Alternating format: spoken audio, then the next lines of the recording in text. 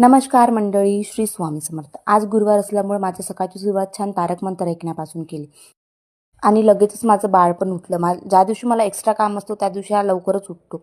याचं आवरलं माझं, पटापट कामं करून घेतली आणि देवपूजा करायला घेतली. देवपूजा केली, छान माळ जपली आणि उंबरठा पूजन करून आरती वगैरे करून घेतली. रिसेंटली माझ्यासोबत घडलेली एक गोष्ट मला तुमच्यासोबत शेअर करायची आहे. ते मी उद्याच्या व्लॉगमध्ये नक्की शेअर करणार. दुपारला मला कोणतेच काम नसल्यामुळे मी आराम करून घेतला. सायंकाळला याला याच्या फ्रेंडकडे पाठवलं आणि माझा स्वयंपाक करायला घेतला. छान पटापट स्वयंपाक वगैरे केला आणि स्वामींना नैवेद्य दाखवलं. आज हे घरी लवकरच आले होते म्हणून पटापट छान जेवण वगैरे करून घेतलं. जेवण करायला कमी आणि चटुरा खायलाच जास्त आवडतो. थोडा वेळ छान मजा मस्ती केली.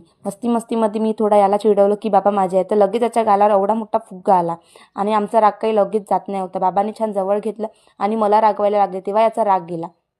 नंतर थोडा वेळ बाबांचं डोकं वगैरे दाबून दिलं आणि असा संपला आमचा दिवस. सो फॉलो करायला विसरू नका.